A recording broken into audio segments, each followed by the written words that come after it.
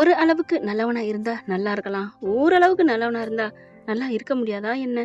கதிர பத்தி தாங்க நான் சொல்ல வரேன். அன்பான உறவுகளுக்கு வணக்கங்க. வீடியோக்குள்ள போறதுக்கு முன்னாடி நம்ம சேனலுக்கு உங்க பொண்ணான கையால ஒரே ஒரு சின்னதா ஒரு லைக்க போட்டு சப்ஸ்கிரைப் பண்ணி ஆதரவு குடுத்துருங்க அன்பு உறவுங்களே.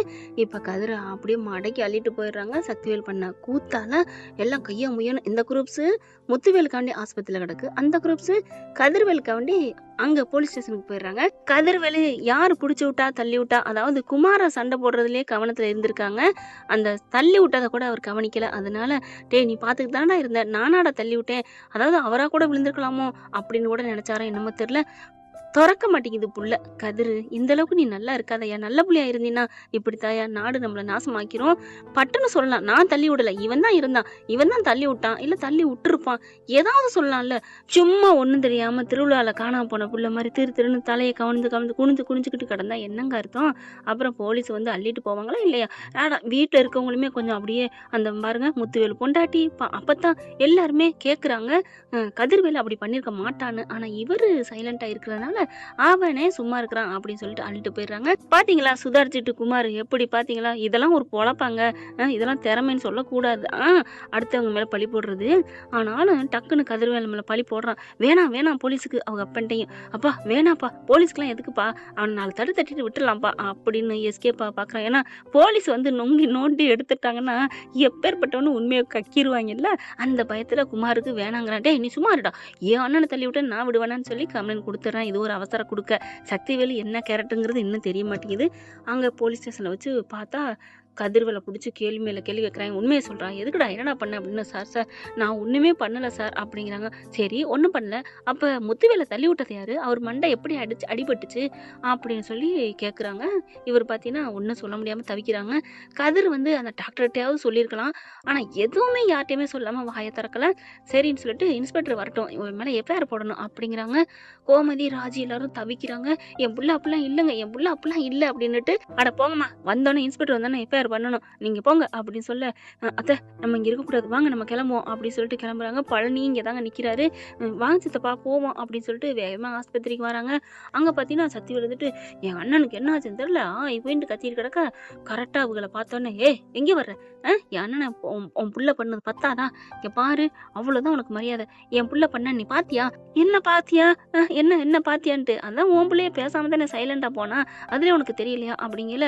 அப்பதான் வடிவு மாறி எல்லாரும் இங்க வெளில நின்றுட்டு இருக்காங்க. அவருக்கு வந்து ட்ரீட்மெண்ட் போயிட்டு இருக்கிறதுனால உள்ளுக்குள்ள போறாங்க, அழுகுறாங்க, வெளியில வராங்க. இங்க பாரு என் பிள்ளை அப்படிலாம் பண்ணிருக்க மாட்டான், நீ இப்பெல்லாம் சொல்லாத அப்படின்னு கோமதி அழுகுறாங்க. ராஜியும் என் புருஷன் அப்படிப்பட்டவர் இல்ல, உன் புருஷனை நீ அப்படிதான் விட்டு கொடுக்க மாட்டேன், உன் பிள்ளைய நீ அப்படித்தான், ஆனா என் அண்ணனை நான் விட்டு கொடுக்க முடியாது, என் அண்ணனை தள்ளினவனை நான் சும்மா விட மாட்டேன், தள்ளினவனை நான் பாஞ்சிருவேன் அப்படி இப்படின்னு அப்படியே அள்ளி விட குமாருக்கு நடுங்குது, வயிற்றால போக ஆரம்பிக்குதுன்னு சொன்னா மிகையாகாதுங்க. ஏன்னா ஐயோ பெரியப்பா மேல அப்பா இவ்வளவு உயிரா இருக்காரா அப்படின்னா, அப்போ நான் தான் தள்ளி விட்டேன்னு தெரிஞ்சா நம்மளையும் ஏதாவது பண்ணிடுவாரா, ஏப்பா அப்படின்னு மெல்ல போயிட்டு, என்னடா மோனே, இல்ல அந்த கதிரு தள்ளி விட்டான்னு இவ்வளவு கோவமா இருக்கீங்களே, பெரியப்பா மேல அவ்வளவு உயிரா, ஆமாடா என் அண்ணன்னா எனக்கு அவ்வளோடா, என் அப்பா மாதிரி என்னை வளர்த்தவருடா, அப்பா அப்ப சொத்துக்கா நீங்க அவர்கிட்ட பழகலையா, டே அண்ணனும் வேணும் சொத்து வேணும் அவ்வளவுதான் அப்படி சொல்ல, இப்ப தள்ளி விட்டது கதிருங்கிறதுனால வேகமா கம்ப்ளைண்ட் கொடுத்துட்டீங்க, இதே அப்பத்தாவா இருந்தானா ஆண்டவனா இருந்தாடா, சும்மா விட மாட்டேன்டா அப்படின்னு சொல்ல, அப்ப இதே உங்க பையனா இருந்தா, என்னடா குமாரு என்ன வண்டி ஒரு மாதிரியா போகுது அப்படின்னு திரும்பிக்கிட்டு கேட்க, இல்லப்பா சும்மா கேட்டேன், டேய் நீனாடா, ஏன்னா அந்த கதிரு அப்படிப்பட்டவன் இல்லவன்னு எனக்கே தெரியும்டா, அவன் எனக்கு பிடிக்காதவன் தான், ஆகாதவன் தான், ஆனா கதிரை பொறுத்த வரைக்கும் நல்லவன்னு அண்ணனும் நிறைய வாட்டி சொல்லியிருக்கு. ஏன் உனக்குமே தெரியும் எனக்குமே தெரியும், அந்த வீட்டிலே அவன் ஒரு நல்ல பையனு. எனக்கு அப்பவே டவுட் இருந்துச்சு, உண்மையை சொல்றான், அவன் அண்ணனை தள்ளி விட்டது நீந்தானா, இல்லப்பா நான் இனி அப்படிங்கிறான், உண்மையை சொல்லிடு, இல்லப்பா கேட்டேன், நான் தான் என்ன பண்ணுவேப்பான்னு, என்ன பண்ணுவேன், சப்புன்னு ஒரு அரைஞ்சு போலீஸ் ஸ்டேஷன்ல உள்ளர வச்சிருவேன்டா, அப்பா நான் இல்லப்பா நான் தள்ளி விடலப்பா அப்படியே அந்த பட்டி அடிச்சிடறான். ஏன்னா நான் தான் பண்ணேன்னு சொல்லலான்னு வந்த குமாருக்கு அப்பன்னு சொன்ன பதில் ஆடி போறாரு. இங்க குமாரையும் ராஜையும் கோமதியும் உள்ளுக்க விட மாட்டேங்கிறாரு. நான் அண்ணனை பார்க்கணுங்கிறான். என்ன அண்ணனை பார்க்கணும், அதான் ஆட்டி அடைச்சு போட்டானே உன் மயன், அப்புறம் என்ன, இங்க பாரு என் பிள்ளை அப்படிலாம் சொல்லாத அப்படிங்கல.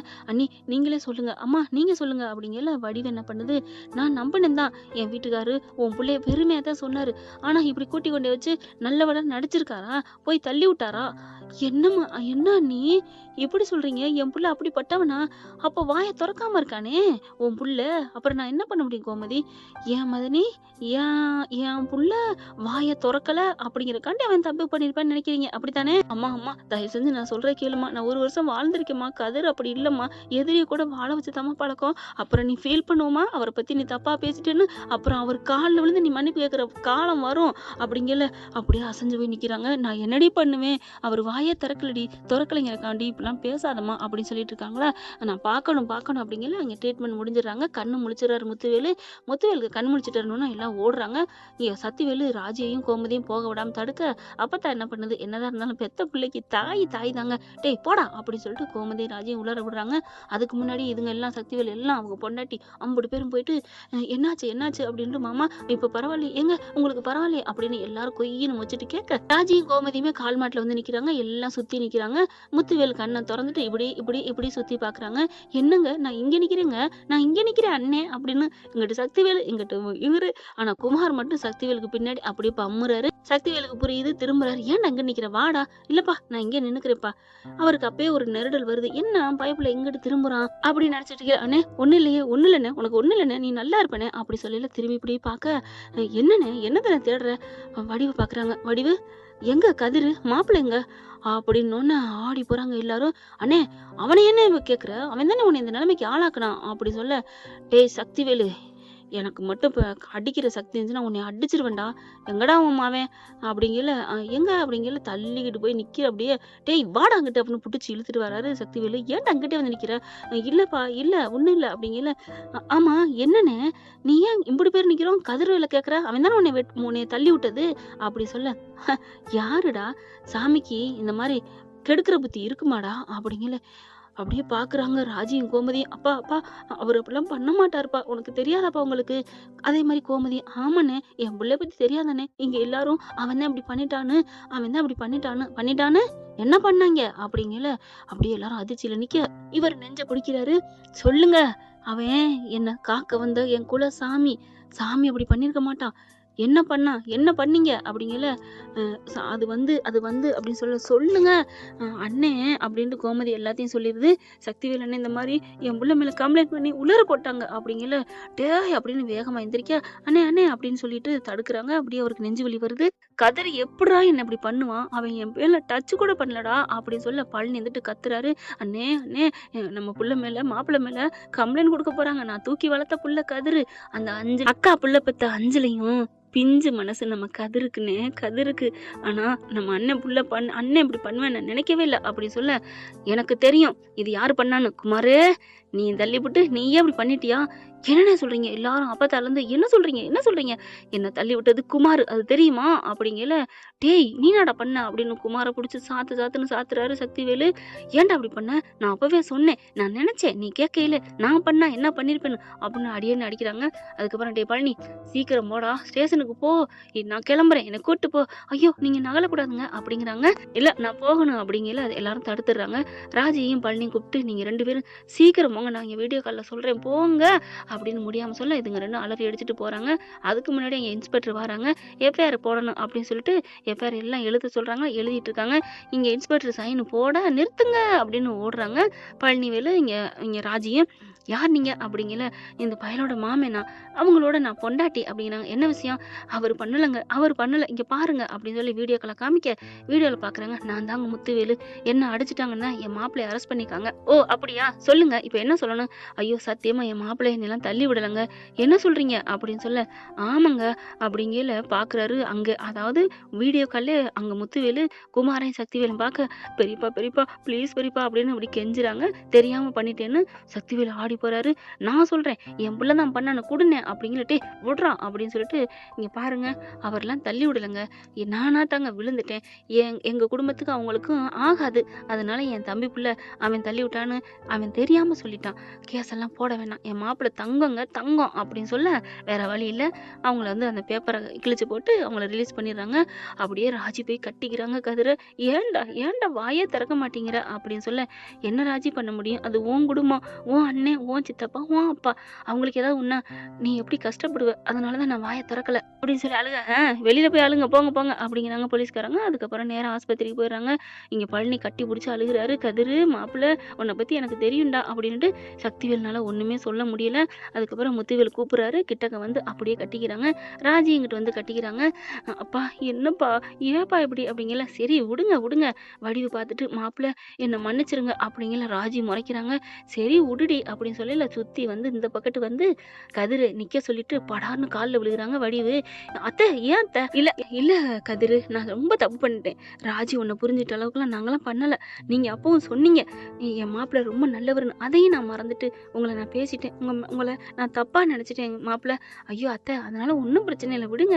எங்க அம்மா என்ன திட்டின நான் பொறுத்துக்க மாட்டேன்னா என்ன, என் காலெல்லாம் விழுகாதீங்க அத்தை ப்ளீஸ் அத்தை அப்படின்னு எழுப்பி விடுறாங்க. அப்பதான் முத்துவேல் மறுபடியும் பார்த்துக்கிட்டியா, நான் சொன்னதை நீ நம்பலைல, அப்ப நீ என்ன நம்பலைல, ஐயோ இல்லைங்க அப்படின்னு வடிவு சொல்ல, என்ன இல்லைங்க கதிரு பண்ணிருப்பான்னு எப்படி நீ நம்ப போச்சு, இல்லைங்க அந்த பிள்ளை வாயை திறக்கலைங்க, வாயை திறக்கலைன்னா நீ நம்பிடுவியா, உன் குமாரை பத்தி உனக்கு தெரியாது, கதிரை பத்தி உனக்கு தெரியாது, அட அவங்கள விடு, நல்லவன் யாரு கெட்டவன் எனக்கு பார்க்க தெரியாது, நான் சொன்னேன்ல 5 நாளா என்னை தாய் மாதிரி பார்த்துக்கிட்டான், கதிரு ரொம்ப நல்லவன், நல்லா வளர்த்துருக்காங்கன்னு உங்ககிட்ட படிச்சு சொன்னேனே வடிவு, ஏம்மா உங்ககிட்டையும் சொல்லலையா, சொன்னீங்கப்பா அப்படிங்கல. நான் என் பேர் மேல நம்பிக்கை இருந்துச்சு தான், அவன் வாயை திறக்கலன்னு அடைச்ச நான் யாரு கூட இனிமே பேச விரும்பல. அப்ப அவன் குமார் சொன்னதுக்கும் நீங்க பண்ணதுக்கும் என்ன வித்தியாசம் அப்படின்னு சொல்லி கத்துறாரு. எங்களை மன்னிச்சிருங்கன்னு அழுகுறாங்க. ராஜி சொல்லுது, நான் சொன்னேனேம்மா நீ அப்புறம் ஃபீல் பண்ணுவேன்னு கரெக்டா இருக்கா அப்படிங்கல, என்ன மன்னிச்சிருடின்னு அழுகுறாங்க. அதுக்கப்புறம் ஏன்டா ஏன் கதிரு இவ்வளோ அநியாயத்துக்கு நல்லவனா இருக்க அப்படின்னு முத்துவேல் சொல்ல, இல்லம்மாமா அப்படிங்கல, ஏன் அவன் குமார் தான் தள்ளி விட்டான்னு சொல்ல வேண்டியதானே அப்படிங்கல, இல்ல மாமா நான் என்னைக்குமே நன்றி மறக்க கூடாதுன்னு எங்க அப்பா அம்மா சொல்லி வளர்த்துருக்காங்க. என்னடா சொல்ற அப்படிங்கல, ஆமா எங்க அப்பா எங்க அம்மா, என் அம்மா, என் தங்கச்சி, என் பொண்டாட்டி எல்லாரும் ஸ்டேஷன்ல இருக்கிறப்ப எல்லா பகையும் மறந்துட்டு சின்ன மாமாவும் நீங்களும் ஓடி வந்து சாட்சி சொன்னீங்களே, அது இன்னும் என் நெஞ்சில இருக்கு மாமா. நீங்க என்னை 2 துண்டமா கட் பண்ணி போட்டாலும் அந்த துண்டம் கூட உங்களுக்காகத்தான் பேசும். நான் என் மாமன் குடும்பத்துக்காகத்தான் நான் என்னைக்கு இருப்பேன் அப்படிங்கிற உணர்வோட தான் நான் இன்னைக்கு இருக்கிறேன், எப்பவும் இருப்பேன். அப்படி இருக்கையில குமார் மேல பழின்னு இல்ல, குமார் தான் பண்ணான்னு நான் எப்படி நான் சொல்லுவேன், எப்படி மாமா நீங்க எதிர்பார்க்குறீங்க, நீங்க தானே நான் நல்லவன் சொன்னீங்க, அப்படிப்பட்ட நல்லவன் நான் எப்படி மாமா அப்படிலாம் பண்ணுவேன் அப்படின்னு அழுகுறாரு. அழுதோன்னே எல்லாரும் வந்து கதிர்காலில் விழுகுறாங்க.